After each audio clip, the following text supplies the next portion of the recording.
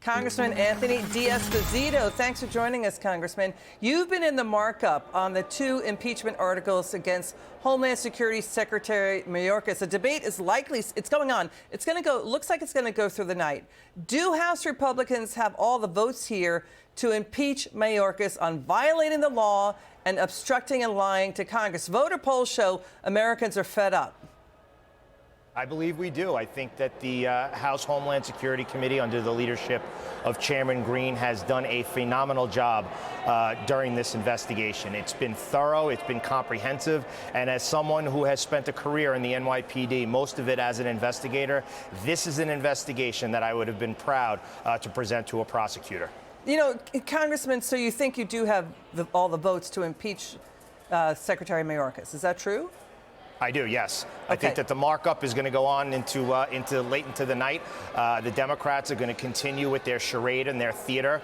And honestly, at times, I had to look over to some of my colleagues, my Republican colleagues, and wonder if they are living in the same United States of America and looking at the same border that we are. You know, Steve Scalise just told Larry Kudlow he's Homeland Security Secretary. He's supposed to protect the U.S., but 9 million at least crossed, including gotaways, including known felons and terrorists. The border crisis the president ignited is driving his polls to the worst in the modern era. That's according to Gallup. Let's listen to what happened today. Watch this. We have not approached this day or this process lightly. Secretary Mayorkas' actions have forced our hand. We cannot allow this border crisis to continue. We cannot allow fentanyl to flood across our border, or criminals to waltz in undeterred.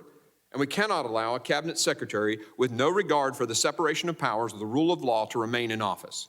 That is why today we present this committee with the articles of impeachment against Secretary Alejandro Mayorkas.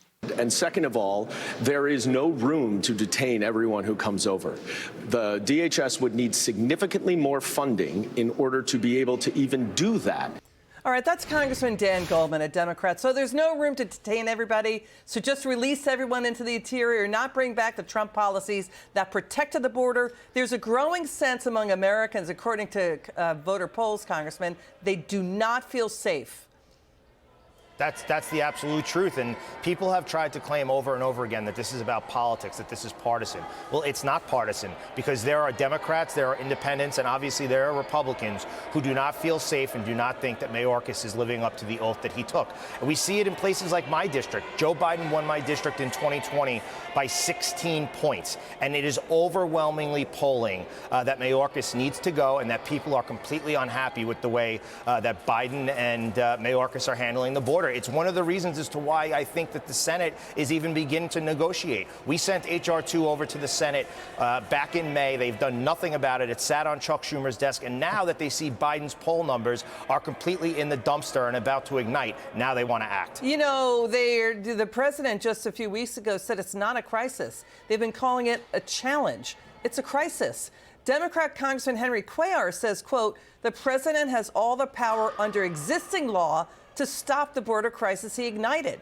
That former President Obama and Obama's DHS Secretary Jay Johnson used existing law to detain and deport illegal aliens. But Speaker Mike Johnson and your colleagues say Biden could end this by just wiping out his own executive orders that wiped out the Trump policies. What do you say?